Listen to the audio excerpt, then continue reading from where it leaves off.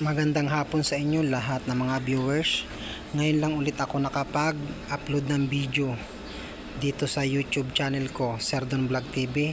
At syempre kasama ko ang dalawa kong anak dito sa Balibago Complex Unitap.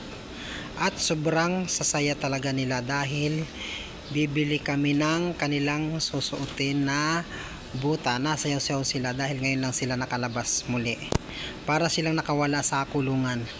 At syempre sinusundan ko silang dalawa kung anong gagawin nila. Sabi ko mamili muna tayo ng buta na susuotin. At napunta kami nga dito sa may bike, napadaan kami kung pwede daw nilang sakyan. Sabi ko sige, sakay lang, saglit lang, gawa ng nakakahiya naman kasi bawal sakyan yan. At syempre hinayaan ko lang muna sila kasi syempre bata, kahit sino naman matutuwa ang isang daddy pag ganyan kasama yung dalawang bata na mga bibong bibo. Yan, naglalaro silang dalawa. Kaya lang hindi pa nila masyado kabisado yan kasi hindi ko pa sila nabibilhan. Pero next time bibilhan ko ulit sila ng ganyan. Ayan. At syempre papunta na kami dito sa tindahan ng buta. Papipiliin ko kung ano yung gusto nila. At sa mga gustong bumili ng buta, mura lang ang buta dito. Ayan, ang daming buta oh. May pang matanda, may pang bata. Ayan, namimili sila. Siyempre, hinahayaan ko lang sila mamili. Ayan.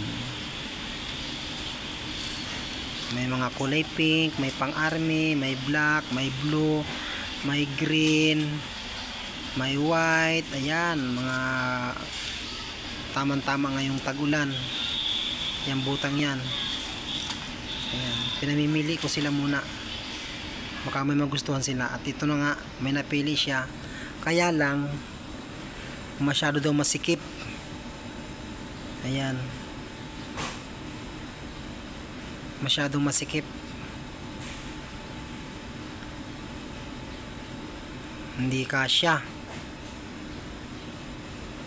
Hindi nakakaabot ang paa niya sa dulo. Ayan, malaki ang paa.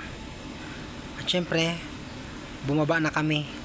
Baka dito sa ibaba may tinda pa rin dito, bibili kami dito.